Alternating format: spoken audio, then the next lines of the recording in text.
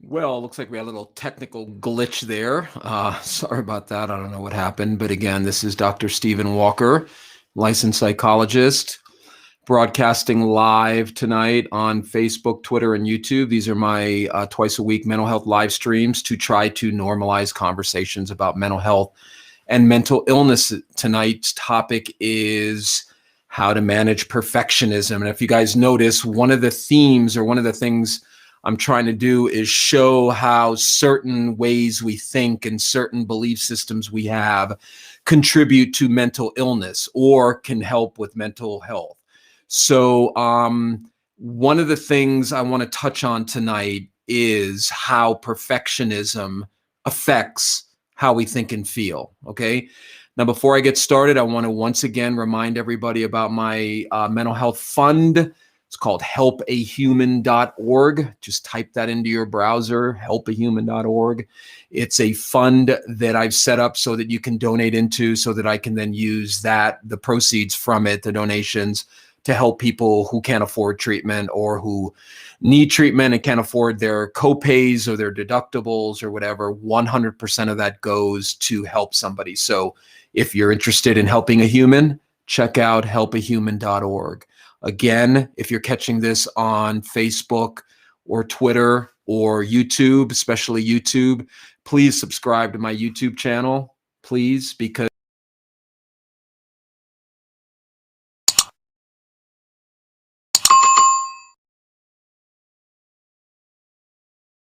and the way it helps, I know that's an annoying graphic, I apologize, but the way it helps is the more subscribers we have, the more our videos get played, the more people work on their mental health and mental illness. And remember, everybody has a degree of mental illness. Everyone has a degree of mental health.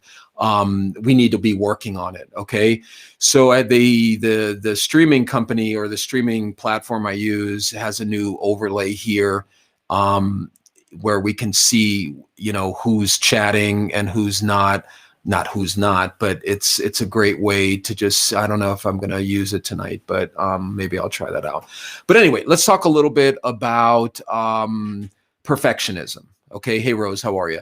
Remember, please ask a question or make a comment. I try to get to all the comments and questions towards the middle of the stream, because this isn't about me just coming on and showing everyone how brilliant I am. And, it's about interacting with you, talking to you, interacting with you about what is going on with you, so that you can normalize and feel like, hey, I can talk about what's on my mind. I can deal with how I feel. That is why I'm doing it. Okay. Is so people can understand that licensed, the keyword, mental health professionals are no different than anybody else. We are just people who are trained and who have a body of experience and knowledge, and mainly clinical experience, to help you and to know how to apply certain psychological theories. Once again, got into a little bit of a back and forth with some of the people who write books. Specifically, one is called The Subtle Art of Not Giving an F. It's apparently very popular. It was written by a gentleman who literally knows nothing about how psychology or how mental health affects a person's mind, but decided to write a book about teaching people how to care, how to give an F. So as he puts it, the title of the book is ridiculous, because the last thing we should be doing is telling people how to not care. And I know that that's not really the theme of the book. The theme of the book is how to show people how to care, but it's so arrogant. It's so arrogant because the idea behind the book is this gentleman knows how to tell people how to give an F. And it's ludicrous, because you have no idea what the person reading your book has gone through. You have no idea how that information is going to be disseminated into their mind. So anyway, enough with the rant, but please, people, if you catch this live or catch this after I post it, please be careful who you're getting mental health advice from about your thoughts and emotions. Okay. You should be getting that advice the same way you'd take dental advice, the same way you'd take physical advice about a medical condition you have. So just be careful about who you're listening to and who you're reading, because most of the time what they've done is they've stolen information from psychologists or psychology. They've gone on to either some psychologist has posted something, they've taken an idea, and sure, there may be good writers or speakers, but they literally have no clue. It's like taking a one part of the treatment of a toothache or a heart condition and saying that's how you cure the heart, that's how you cure the tooth. Anyway, I apologize for the rant. Hey Kat, hey Angie, hey Samantha, how are you? So let's get into perfectionism. Okay, let's get into how perfectionism affects mental illness and mental health, and why I am a firm believer.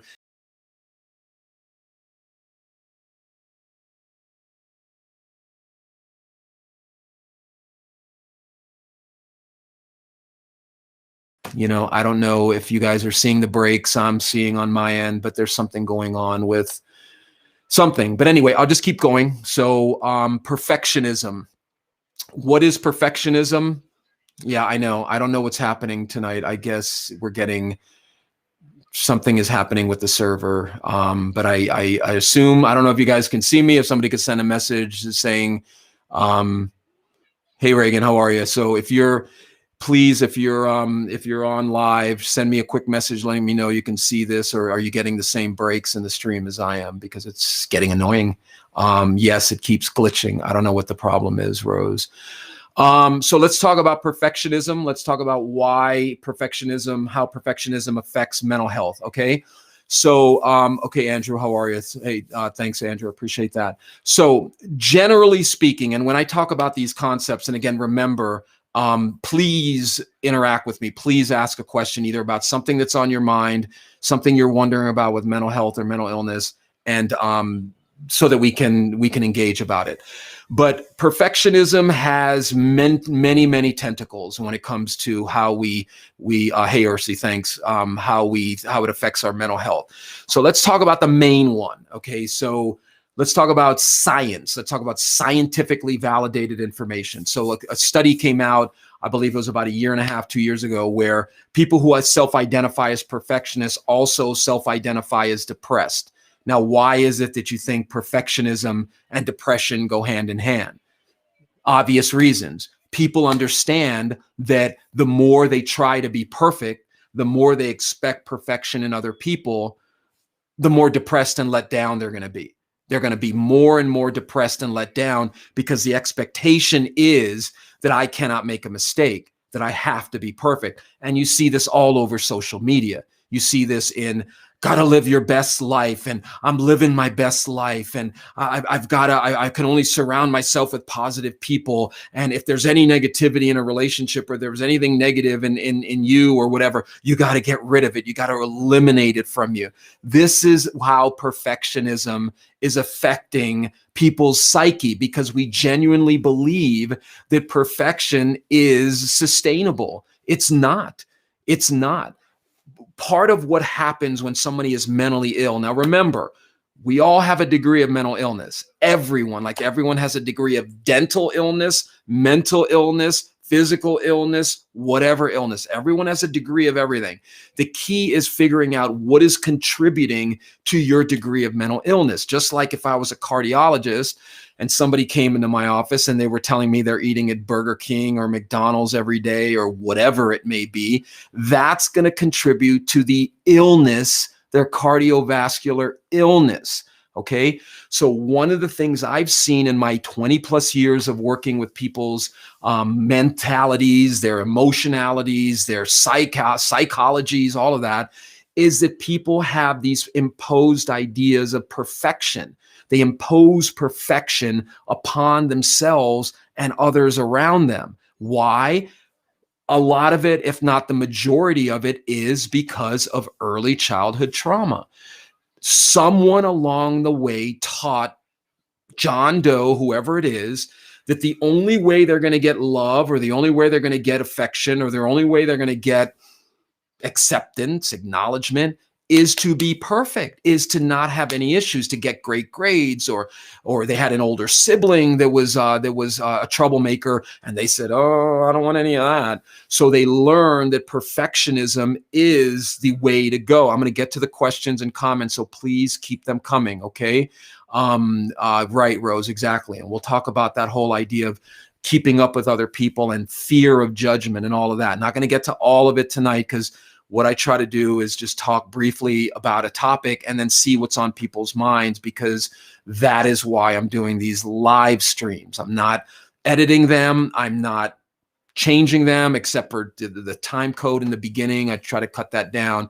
But this is about interacting with people about what is on their mind. So if you struggle with perfectionism, let's talk about it. If you're in a relationship where somebody's putting undue expectations on you, let's talk about it. Okay? So perfectionism, when you begin to realize that a lot of the expectations of perfection you have for yourself are conditioning, meaning you learned it from somebody. Hey, Miranda, how are you? Then you're able to begin to work on that. But the only way to begin to work on that is to actually work on it. Okay? Reading books, listening to speakers, all good stuff.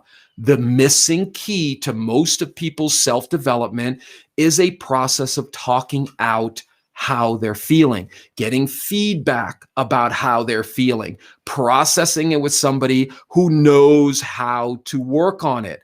Reading a book by somebody who has no clue what they're talking about and dissects one little piece of how to help somebody be mentally healthy is actually setting you up for more failure, because when you're done with the book and oh wow, this book has changed my life, how long does that last? Exactly. I am not saying that people don't have the right to free speech and to write whatever they want. I'm just asking you to please question the source of the material that's coming at you if it involves how you think and feel, because there's not a one size fits all in this. Perfectionism is a perfect example of that. So if I have unrealistic expectations for myself, how do you think that's going to affect my relationships with people? Exactly. I'm going to have unrealistic expectations of them. And because I expect my reactions to be perfect, then I'm going to expect their reactions to be perfect. If I have expectations where friends are supposed to always be a certain thing, or members of a family are supposed to be a certain way, and they don't, then I'm not going to know how to deal with that. Okay? The expectation of perfection on other people is one of the main reasons why people have no friends, because people don't want to go through that period of time where the relationship is just forming, allow each person to make mistakes, forgive them, get over it, talk it out, whatever, and then keep building. But no, that's a sign. This idea that, any negativity is a sign that you're on the wrong road, again, is a perfectionistic mentality. This concept filtering around the internet about live your best life is, I cannot impress upon people enough how difficult that is for a person in the mental health field to hear people expecting that, and to not want to just reach into every single person who's reading that and say, you can't live your best life. There's no such thing as the best. The best does not exist. The best is a mirage, people. It's a mirage. As soon as you are the best, guess what? You're not going to sit there and be like, I'm the best. Now I can stop. No, it doesn't work that way. When you set up a mentality of needing to be the best, you're never going to feel like you've attained that level. So what does that breed? That breeds insecurity. That breeds a mentality of lacking, that this is okay, but it's not the best. It's not the best. I have many, many clients who work on this, who talk about how unless they have the perfect selfie, or the perfect shot of them at a restaurant, or the perfect family or whatever, that they feel that they have, I'm not getting, what is it? FOMO, fear of missing out. I've missed out on something better than where I'm at. FOMO, people, is a tentacle of perfectionism. This idea that this live stream is okay, but it's not that good because Only 15 people are on live. It should be 150. So I am not reaching my potential. Sure, I could think that way, but I don't, because I'm very grateful for the people who have logged on. I'm very grateful for the people who catch it after the fact. Perfectionism is one of the main causes of mental illness, because perfectionism breeds this mentality that you are never ever going to be satisfied with what we have. Now, let's look at the biological and the evolutionary component of perfectionism, because perfectionism is a byproduct. Thanks, Marianne. I'm gonna get to your questions. Please keep your questions coming, okay? I'm going to get to them. I'm not just gonna sit here and talk about something, and the whole idea of a live stream is to interact. So keep them coming. So let's look at the biological and the evolutionary component of perfectionism. So we are hardwired to evolve. We evolve. That's what we do. We're evolving human beings. So how does perfectionism and evolution play hand in hand? Well, what I've seen in my research and my 20 years of doing this work is that bleeds into our psyche. The evolution, the fact that we're always evolving, we're always, moving towards either a better state of where we are, or we're moving from one. I know it's hard to believe we're actually evolving in this moment, but we are in very subtle ways. So that bleeds into our psyche. And from my point of view, that is what makes us always quest for more and more and more. It's never enough. It's never enough. Thanks, Miranda. I'm going to get to that. So Miranda, when you say you struggle with this a lot, how do you struggle with it? Let's get into that so when I'm done here, we can talk about it. Thanks, Ursi. I appreciate that. I'll get to that comment in a second. That's how perfectionism affects us. We are never happy with who we are. So how does mental illness, how is perfectionism affects mental illness? Well, what is depression? Depression is a mental illness. It's an illness of the mentality of feeling down all the time, feeling unfulfilled, feeling like you're not living up to your potential, people. You're not. No, it'd be great if I had hair. Oh, if I had hair, then everything would be wonderful. This is how perfectionism is embedded in our psyche. And you see it in the media all the time. Women, men, body dysmorphia. I'm never happy until my teeth have to be perfect, or my face has to be perfect, or I can't have this or that. And this is what people are doing to themselves, and they're not working it through. They're projecting outward. And I'm going to do a live stream on what's called internal locus of control versus external locus of control. So internal locus of control, and you've heard me talk about it before if you followed any of these, is you're internally motivated, you're internally generated, your control is coming from within you. External locus of control is I need everyone logging on tonight to tell me, oh, Dr. Walker, you're so great, you're so wonderful. And if I don't get it, then I fall apart. That's external locus of control.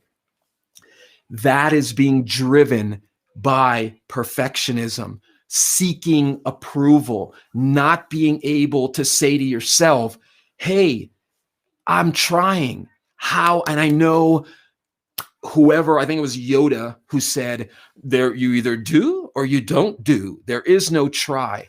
Complete bipolar, and I would use a profanity, but my son's sitting here, BS, okay? Complete BS. You either do or you don't do. There is no try. Please, people, other than autonomic actions in our body, breathing, heartbeat, blinking, salivating, all these things, not talking about those. Tell me something that you can ever do without trying. Tell me something we do without trying. And people say, well, driving. No, you tried to drive. You got in the car and you're trying to drive. Now, that doesn't mean, oh my God, I'm driving. But the point is, people, okay? The point is, if you want a little more mental health, focus, ask yourself, how hard did you try? Focus on trying, not on perfection, not on being the best. Being the best, needing to be the best, will always breen. Sorry, I read a comment and it came out breen. Oh my God, I made a mistake. will always breed insecurity, because you're always going to feel like, well, it's never the best. Well, okay, I was the best. Oh man, it's going to breed insecurity. And perfectionism is one of the main causes of mental illness in people, because people are never happy with what they have. They cannot get themselves into a state when it's like, okay, this is cool, because, oh no, we can't be complacent. We can't just accept who we are, where we're at, because that's going to lead to complacency. No, people, no. Doesn't lead to complacency. It leads to peace of mind. It allows you to make mistakes. It allows you to be imperfect without the self-hatred, without the depression. When you know you're going to be imperfect, all the imperfections that come from that are dealable. Now, I'm not saying, just passively accept mediocrity and not trying. That's not what I'm saying. Anybody that knows me knows that's not what I espouse. But remember, there's two forms of acceptance: active acceptance and passive. And I know everyone, other people are using that now. I've owned that domain name since I came up with that concept: active and passive acceptance. Active acceptance is you accept it and you work on it. Passive acceptance, you accept it and you don't work on it. Okay. Quick example. Let's say I'm a heroin addict. I'm not, never actually tried heroin, but if I was, if I passively accepted my heroin addiction, I am not a heroin addict. Not that I have any problem with heroin addicts. I'm just not, nobody's, saying I'm saying that. I'm just saying, if I was, passive acceptance is, I accept that I'm a heroin addict, so I'm going to go get high. I'm going to go shoot up. I'm going to snort some heroin. That's passive. Active is, oh my God, I'm a heroin addict. A heroin addict should not be using heroin. A heroin addict should be in treatment, and I need to work on it. That's active acceptance, okay? When you actively accept the mistakes you make as okay, as part of imperfection, because we are both perfect and imperfect. Remember the yin yang? We are duality, okay? Remember positive and negative and neutral, like I've been talking about for months. When we accept that we're imperfect, we allow ourselves to make mistakes. So what then happens? The depression comes down. The anxiety comes down. The fear of judgment comes down. Why? Because we are now accepting that it's okay if I'm negatively judged. It's okay. I can't control what people think about me. Listen, people, we can barely control what we think of ourselves, let alone worrying about people. Exactly, Sharon, imperfectly perfect, perfectly imperfect, as I say to my clients, exactly. But the key is that's not the culture we live in. So we have cultural conditioning telling us, no, no, no, no, no, no, no. You have to have hair. You have to have perfect teeth. You have to have big muscles. You have to have this. You have to have 1 million viewers. You have to. And this is what's breeding it. So we have the cultural conditioning, and then we have the more insidious one that people don't like to work on. Oh my God, no, not my past. My past isn't still affecting me. Of course not. I've let it go. I crumpled it up and threw it out, and I'm not affected by it anymore. It doesn't work like that, people. It doesn't. It doesn't. When you can admit to yourself that your past is still affecting you, you can start working on it, because remember, you actively accept it. You say, I accept that my past is still affecting me and I need to work on it. And people, everyone has issues, okay?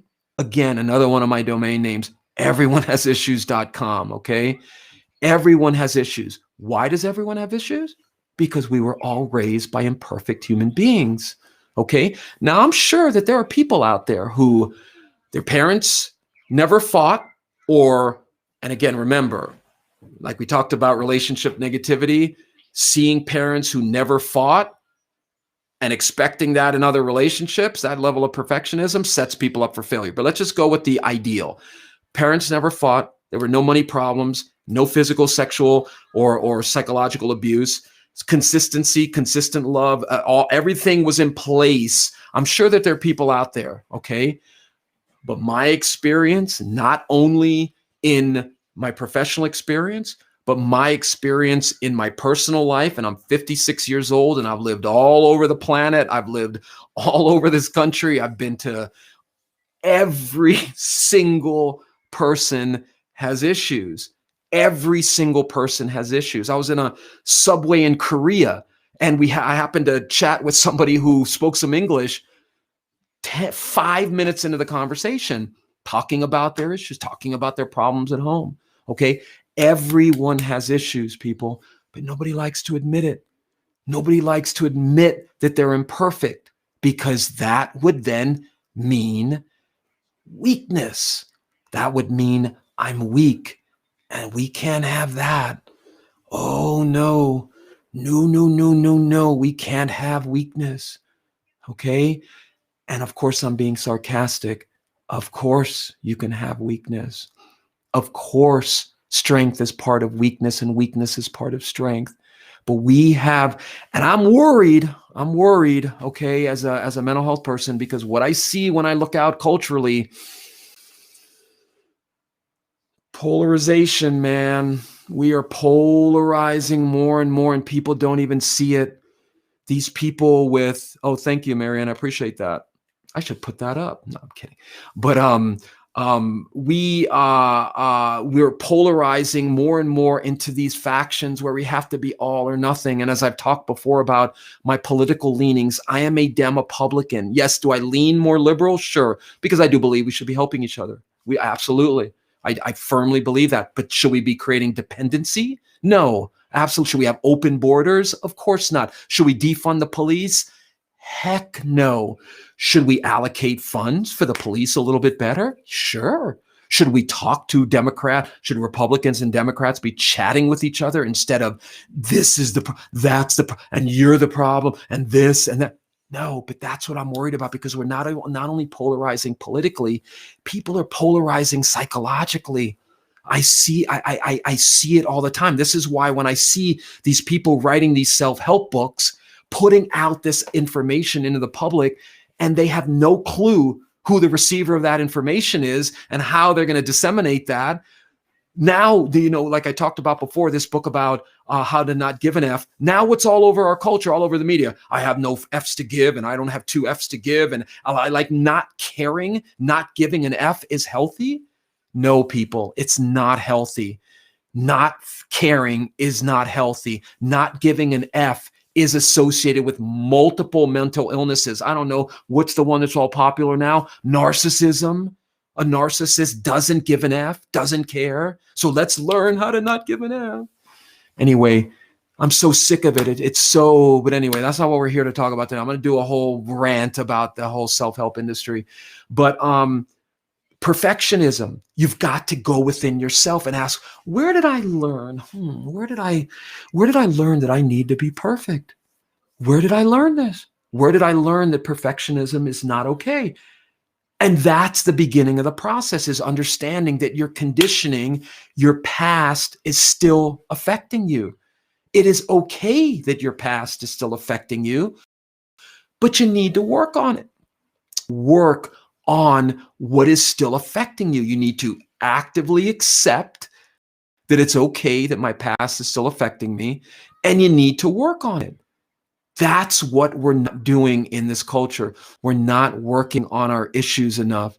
We are hiding behind drugs, alcohol, shopping, the internet, everything on the material world. We're hiding behind that instead of dealing what's on the inside. Now, thankfully, there are some glimmers of hope. More people are getting into meditation. More people are doing therapy. More people are realizing there's nothing wrong with talking about how you feel and working on it with people who are well trained to do that. There's nothing wrong with that. Those deep, dark, negative thoughts and issues that you have within you, there's nothing wrong with having those. We all have them. But people don't want to work on it. People don't want to accept that it's okay to be imperfect. And now, the big catchphrase is it's okay to not be okay. Well, great. I'm glad people are finally understanding what we in the mental health field have been trying to help people realize for years, that it's okay to not be okay. What's that? Yeah. We'll look at that later, boo boo. But that's what is finally people are starting to say, I don't feel okay. I've struggled with these issues my whole life, and now I need to work on them. Okay? Now I need to work on them. There's nothing wrong with that. People, I've talked openly about some of the issues I've worked through in my life. There's nothing wrong with that, because if I didn't work on them, I wouldn't be here right now. I wouldn't be here. I would be like other members of my family who don't work. Okay? So we need to work on our issues, people. All right? Okay, let's get to some questions here. Let's see here. So Rose, who's been a big supporter and helps get the word out. I'm going to type this in. Remember, people, helpahuman.org. Okay. It's a fund that I've set up. 100% of the proceeds go towards helping people who can't afford it. I've already used what's in there in a day because, believe it or not, I do everything I can to see whoever I can within the realities of my schedule. And if people can't afford it, what am I going to do? Help a human. Okay. Rose, let's get to your question. Rose is saying, like those who want to keep up with the Joneses. Exactly. Is this the same concept of wanting perfectionism? Absolutely. Because you know what you were not doing, Rose? You know what we're not doing? What we're not doing is we're not realizing that those.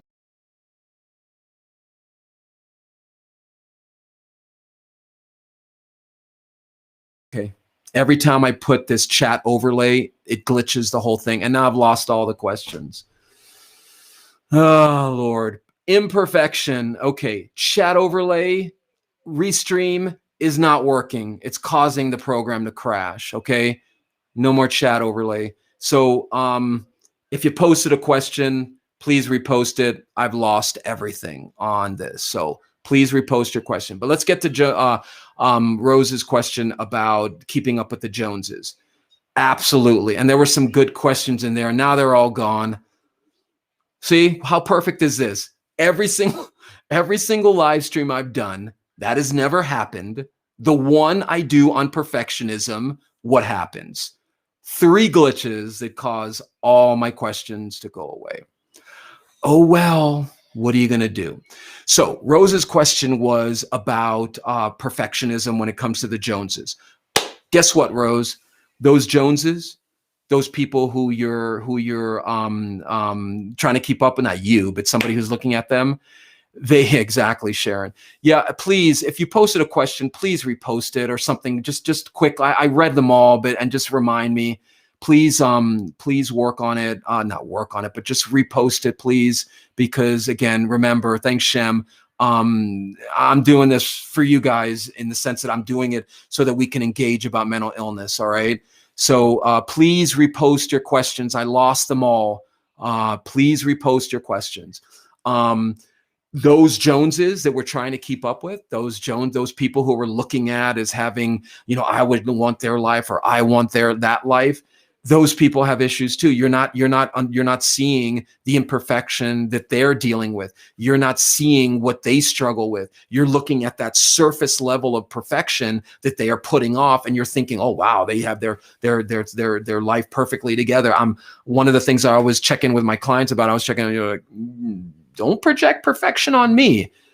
My analogy that I use with people is I'm the golf pro on the golf range, hitting balls every day, trying to perfect my swing. I'm not the golf pro sitting in the golf shop saying, "Oh, I'm Mr. Perfect. I don't need to practice." We need to accept that the people who we're trying to be like are a manifestation of something that's lacking from within us. We are projecting that outward. Guys, please repost your questions. I lost them all. This chat overlay feature that they added is causing the program to crash. So please, if you asked a question about perfection, please repost that, okay? Because I lost it. There were some good questions coming in. So Rose is following up saying, I know people who try too hard to keep up with the Joneses, and I always say to those people that the grass isn't greener on the other side. Exactly. Water your own grass. Exactly. Metaphorically speaking, absolutely, Rose. But yes, that's the key, is asking yourself, why am I comparing myself to the Joneses? Wait a second. Did that happen to me as a kid, where my parents always saying, why can't you be like, you should be like, they are the, was that something you learned, to compare yourself to others? Was to project perfection onto other people? Was that what you learned? Guys, again, if you're watching live and you asked a question, please repost it. I lost all the questions. Please, just a quick one or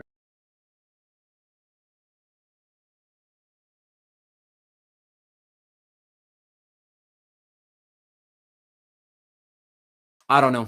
The program keeps crashing. Not happy. Not happy at all. So I've lost all the questions again.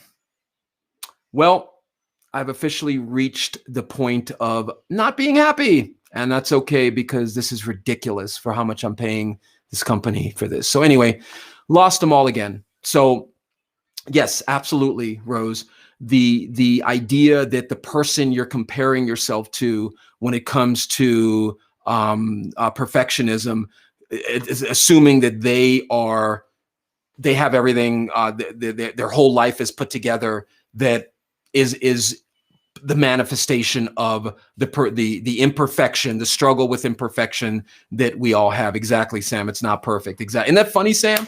Samantha, how many live streams have you seen? Have you been watching? And the one time I do a show on imperfection is the most imperfect live stream. How funny is that? Okay. And am I happy about it? No, I'm not happy about it. Am I freaking out? Am I, getting all? No, of course not. Hey, what's up, bro? What's up, Kev? How you doing? Good to see you.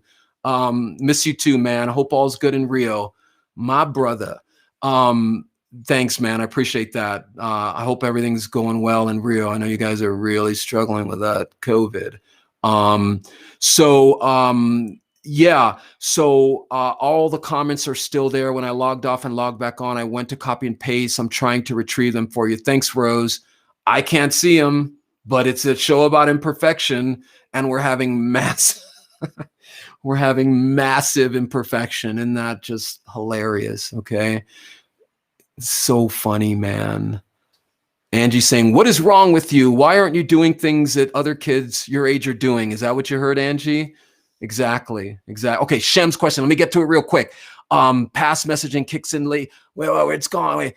Labels while trying to set goals, expect reality, check new self-expectations. Exactly. Thanks, Shem. Exactly. We need to constantly be checking in with our own expectations for ourselves. Okay?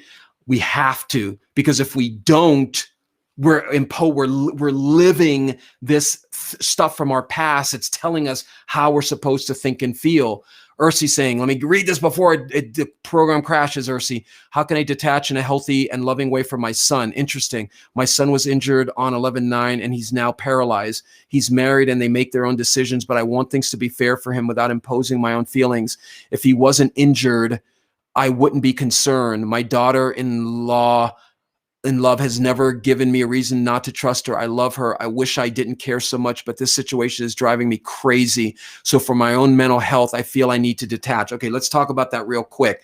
What I'm hearing, Ursi, and I could be wrong here, is there's something going on within you about your son's paralysis. Now, I don't know what happened there. I don't know if you blame yourself. I don't know if there's something going on with guilt. I don't know if how much is your decisions are being affected by guilt, that, you're a mom. I never realized what it was like to have a kid until I had a child, and the amount of guilt we feel and pressure and the need to protect them. So there may be something going on there. When you talk about detaching in a healthy, loving way from your son, what I would ask you is, why is it has to be a detachment? Remember, there are degrees of detachment. Maybe you're too attached on a 10. Maybe you need to bring the attachment down a few notches. But guess what, Ursi? You have the one person in your life still around who can tell you, who you can talk to about this, your son. Tell him about your struggles. Involve him with this feeling you have of needing to detach from him. Talk to him about this. I do blame myself. Okay, thanks for sharing that. Okay, that's what's driving a lot of your need to continue to the attachment. You should talk to your son about your feeling that you're driven by guilt and you're too attached. Talk to him. Get some input. He might tell you, well, mom, this is what would help us, meaning, the relationship. This is what we would appreciate, and this is what is too much. Work it out with them. But the main thing is, Ursi, do not go for black or white. Okay, meaning do not go for I'm either 100% attached or I am completely detached. You're never going to be able to detach completely, Ursi. You sound like a loving, caring, empathetic person. Don't try to set the bar too high. Talk to your son about what is going on. All right. Talk to them. All right. Because that will be the rich data source for you there, because he will tell you what's going on. He will tell you what level of attachment he's happy with. Okay. But don't beat yourself up, meaning that I know that sounds sort of cliche, but look at Ursi's relationship with Ursi. Ask yourself, why do I have to be the perfect mom? It's not my fault he was paralyzed. Now, if you paralyzed him, that's a different story. But what I'm guessing is something happened along the way that, maybe he wanted more freedom. I don't know. But Ursi, you got to talk to him about it. Okay. Remember, I'm going to always default to two things on these live streams: talking, external communication, internal communication, talking things out, processing out, getting it out of you. Like if you ate some bad food, you need to get it out of you. Okay. Angie's saying, yeah, that's what I heard. I expect a lot from myself, that I'm never good enough, never do enough, not able to say no to things. I did take a day off this week to take care of me. So that's a plus. Great. Way to go, Angie. Keep pushing into that, Angie. Keep, as I call it, questioning the conditioning. Ask yourself, where did I learn this? How did I learn this? What is going on? Why am I feeling this way? Get into the whys. People say, well, why do you need to know the whys? Why do you have to know the whys? Well, I don't know, dude. Why does a cancer researcher want to know how cancer is formed? I don't know, maybe to prevent cancer. You need to know some whys, okay? Don't ask whys. The people telling you, oh, you don't need to know why. They don't know how to deal with the why. They don't want to deal with their own whys, okay? So, yeah, Angie, keep working on Angie's relationship with Angie. Absolutely. You need to put that on the front burner for a little while. Your other relationships will improve. You sit with that. Wow, really? So just because I was told this as a kid, I'm going to keep telling myself that? And depending on your level of trauma, you're going to need to talk some of that out and work through some of that. Rose is saying technology is never perfect, such as people in Facebook filters and photo. Exactly. People need to stop also comparing themselves with other people, social media pages. I see this all the time, which is why I use it less, because I used to catch myself wanting what others showed on their page, and it was all a facade and smoke and mirrors. Exactly, Rose. And that's the enlightenment that we should all try to get to, is realizing, wow, it is smoke and mirrors. It is. Trust me. I've got issues. I'm working on them. My relationship has issues. We're working on them. Why do you think I'm such a proponent of working on things? Because I've seen the effect it has not working on things, and I've seen the effect it has working on things. Vanessa's saying, earlier you mentioned that books and reading material about the topic are great, but issues arise due to the fact that the information can be general and not specific to the individual. But I have a hard time talking these things out. When I try to, I become dysregulated, heart racing, breathing heavily, very uncomfortable. Well, Vanessa, thank you for sharing that. Number one, haven't seen you here before, or maybe I have, or you changed your name. But excellent, Vanessa. Something's going on with that. Okay, something's going on with why you get dysregulated when you have to talk things out. I'm thinking, and you tell me if I'm wrong, Vanessa, please. I'll wait for your answer. Do I have suggestions? Here they come, Vanessa. You need to get into why you get dysregulated when you talk things out.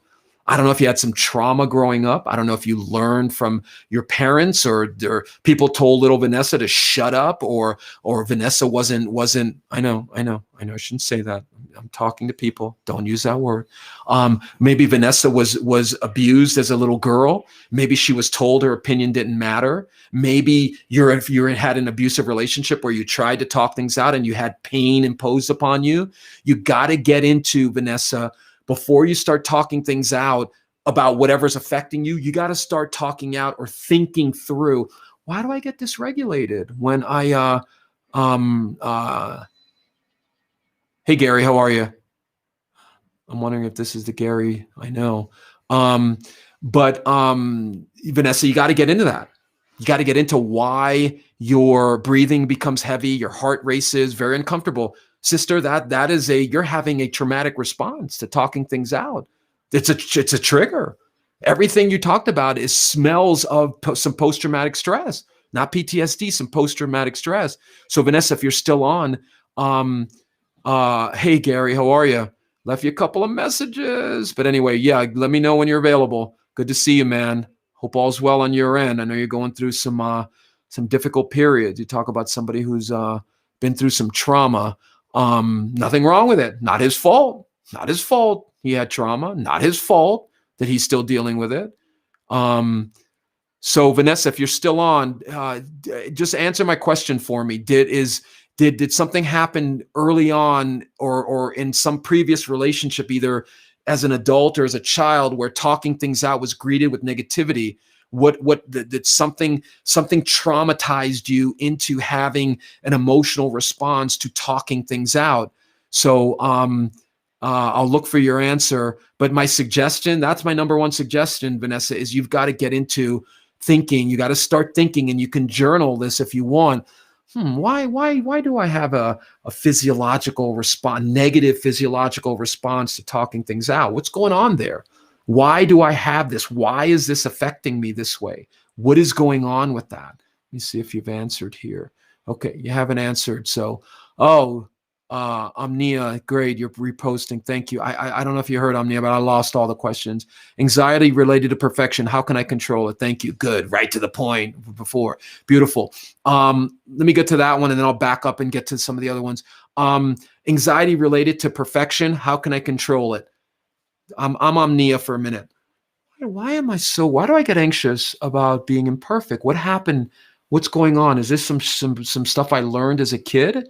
What's going on? The whys are the first step, Omnia. You've got to get into why do I get anxious when I'm feeling imperfection? Where did I learn that feeling imperfection is anxiety producing? Where did I learn that? You're having a traumatic kind of physiological response to the idea of imperfection, people. That is what I call trauma driven. That is driven by some trauma that little Omnia was faced with. And now, Omnia, I don't want to make so many cultural assumptions about your name, but I have many Persian friends. I have many Muslim friends. I have friends on all over the world. And I know what culture can do to a woman if you grew up in that, and how you feel about yourself as a person. So maybe it's driven by culture, Omnia. Maybe it's driven by culture. Okay.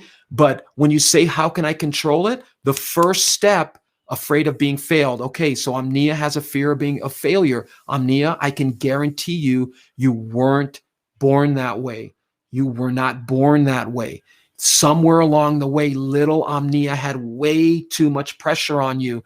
The bar was set too high. Okay, Omnia saying yes. You've got to get into that, sister. You got to realize that what you're being affected by is conditioning, learned behavior. Now, you can't unlearn it, but you can certainly learn a new way of being. Okay, again, another telltale sign that somebody does not know what they're talking about when you're reading a self-help book or whatever it may be. If they're selling you on the belief that you can unlearn something, close the book. It's nonsense to think we can unlearn anything.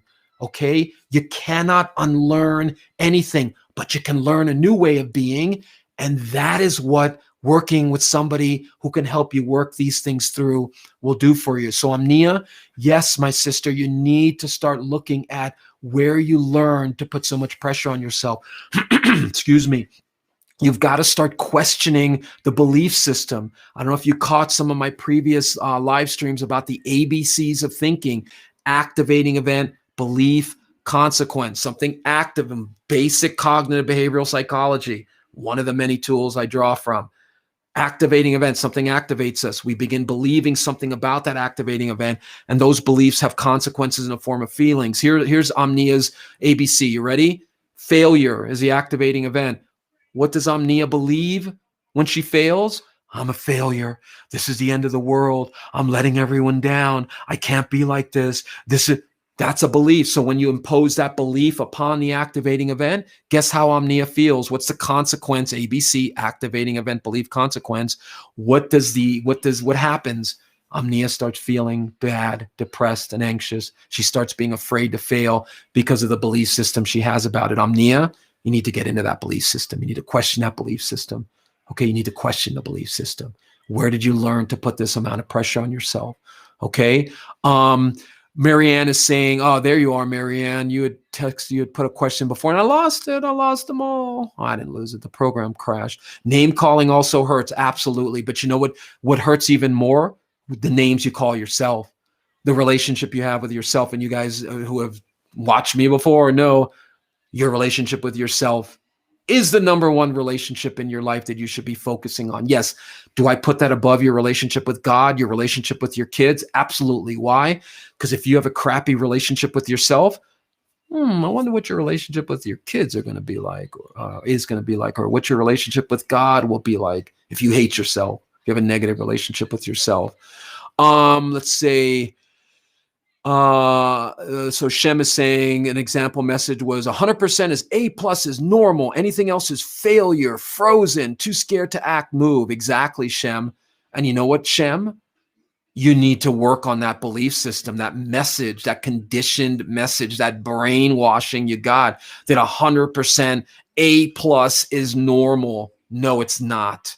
Okay. No, it's not. Shem, you got to work on some of that. Okay. Let me just scroll back up here real quick. Make sure whatever questions weren't lost. Let me just see here. All right. Well, whatever questions are on. Okay, wait. Let me get to Kat. Kat has dissociative identity disorder. So she is talking about, let me see here. Where's your message, Kat? I lost it. Oh, no, here it is. Does Rhiannon demand for perfection affect us as a whole? And could that be part of the reason Kat had such a hard time accepting that our past affects us? Exactly. Exactly. And Rhiannon, exactly. That's what you need to tell Kat. You all need to tell Kat it's okay to be imperfect. It's okay that the trauma your brother imposed upon you, the sexual trauma your brother imposed upon you, is still affecting you. It's okay that it's affecting you. I didn't say it's okay that he traumatized, that he sexually abused you. I'm not saying it's okay. I'm saying it's okay that it's still affecting you. And that's the key. You got to make it okay that it's still affecting you. And then you got to work on it. So absolutely, Rhiannon, you guys need to really encourage Kat now and tell her it's okay, honey. It's okay, sweetie. It's okay, sister, whatever. We're going to get through this. It's okay that the past is still affecting us. It's okay, but we need to work on it. Okay, we need to work on it. All right. Gary is saying that he's depressed. Just one thing on top of another. It's so tough. I bet it is. I bet it is, my brother. Gary, hug Cat, exactly. Gary went through a traumatic injury through a friggin' drunk driver. Don't use that word. Don't use that word. Sorry, imperfection. And now he's struggling with it because he lost his livelihood. He's lost his ability to function in the Gary that he knows before. And Gary, I feel you, man. Just send me a text. You got my number, and we'll get back on it. Okay, we got to get back on it and talk some of that out, Gary. Remember, we talked about this. Gary has to accept slowly that this is who he is. He didn't ask for this trauma, and he needs to keep working on it. But I feel you, brother. That's why I keep texting you, Gary. But I'm glad you logged on. It's good to see you, man. It's good to see you, my brother. I'm worried about you. People don't understand. People don't understand that when you do this for a living, when you work with people, you start caring about them. You worry about them. Our greatest nightmare, well, I shouldn't speak for everybody, but my greatest nightmare is, somebody hurting themselves because I couldn't get to them or whatever. So, we care about the people we work for. Okay. At least I do. Okay. So yeah, Gary, hit me up and let's work some of it through, my brother, because it sounds like some of that negative relationship with self has creeped back in. Okay. We need to work on it. So let me just make sure that I got to everybody. Had so many good questions that were just gone. As soon as this live stream is over, I'm going to trash my computer. I'm going to punch walls. I'm going to scream. Anyway, part of me wants to do that. Trust me. But we got to manage those initial reactions to things, because if we don't, they manage us. So let me see here. Oh, wait, I didn't get to Miranda's question real quick. Thanks, Miranda. Everything I do, cleaning, appearance, used to love to paint, draw, but I got to where I had to be perfect and would get to the point where I'd mess something up when there was nothing wrong with it in the first place, or spend hours doing these things. The end result is just giving up. And a lot of times end up just not doing these things at all because I know it's not going to be perfect or good enough. And it's very overwhelming. Okay, Miranda, great. We'll close out on this. Again, Miranda, where did Miranda learn she had to be perfect? Where did Miranda learn that because there's a part of the picture is bad, that makes the whole picture bad? Everything you just said to me, Miranda, because this is what I do for work and I've been doing it for so long, again, smells of little Miranda being in a position where she never was good enough. Nothing was ever enough. If you didn't get the cleaning right, if your appearance wasn't perfect, if your drawings weren't perfect, then there's no point in doing it. What? It's okay, Bubba. If you mess something up, then there's something wrong with you. Here you go. Yeah, I'm almost done, Bubba.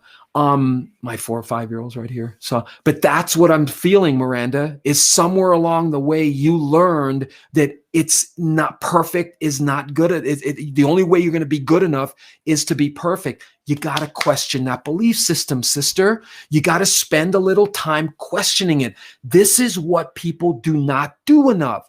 We don't spend enough time in our minds dwelling on why am I like this. We need to do some therapeutic positive dwelling. We don't dwell on don't dwell on the negative. Don't dwell on the negative. Why do you tell people that? Because you don't know how to help people with their negativity. We need to work on that. Okay. Hey, Doc.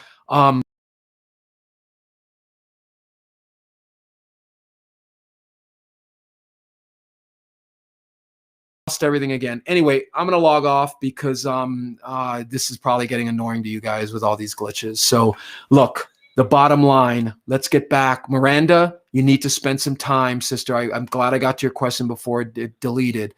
You've got to spend some time working on why you are the way you are.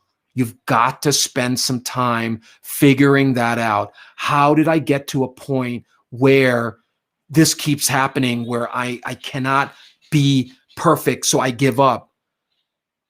Okay. Marianne is saying, oh my God, you're right. I majored in art. My teacher would always find fault. See, there you go. See, Marianne, it's not because I'm psychic. Well, actually, I am, Marianne. You're thinking of the number 180. No, I'm kidding. It's because it's learned behavior, Marianne. And like I said, you can't unlearn it, but you can spend some time learning some new behavior. Okay, you can't unlearn it. You can spend some time learning a new behavior. Don't focus on unlearning. Don't focus on unlearning. You're wasting your time. Focus on learning the new behavior and why. And a lot of times you need to talk that out. You're welcome, Miranda. Okay, guys. Well, not exactly the smoothest live stream tonight. I got to call customer service and find out why it keeps glitching. Thank you for bearing with me.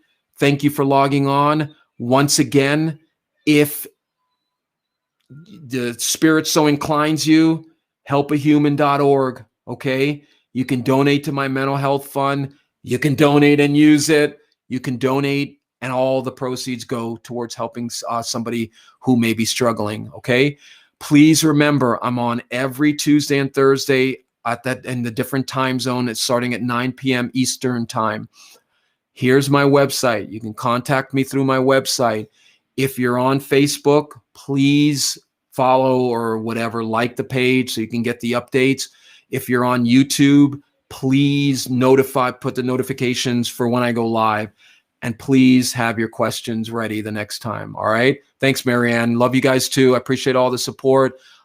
Please, people, accept that you have issues and work on them. There's nothing wrong with that. We all have issues. We need to spend some time focusing on the issues, talking things out, getting it out, processing, working it through. It's not as hard as you think, and it doesn't take as long as you think. It's difficult in the beginning, like riding a bike.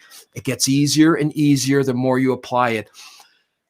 I call it a positive Pandora's box that happens. The more you, so the reason I'm hating this black guy, white guy, Jewish guy, Muslim guy, whatever person, is because I learned that. Oh, well, maybe I should learn some new things. All right. Same thing with our conditioning. The more you begin to realize that it's conditioning that's affecting you, the less it will begin to affect you, but you got to work it through. All right, guys, I'll see you Thursday night. Hopefully we will have a more perfect stream. So funny. Never had these problems before. The one time I do a live stream on imperfection, it's a complete cluster, you know what. Anyway, thanks for logging on. I'll see you guys Thursday night at 9 o'clock Eastern, and then all the way down to the West Coast. And please, if anybody ever wants to, text a question directly to me, you can text me on this cell number. It's not a cell number. It's actually a web-based texting service. If you'd like to be a guest, if you're catching this, if you're a provider, a licensed provider, and you have something you'd like to come on about how you think that can help people with their mental health, mental illness, please shoot me a text and I'll get you on and we will help some people. All right. All right, guys. Thanks a lot. Have a good night. And I'll see you on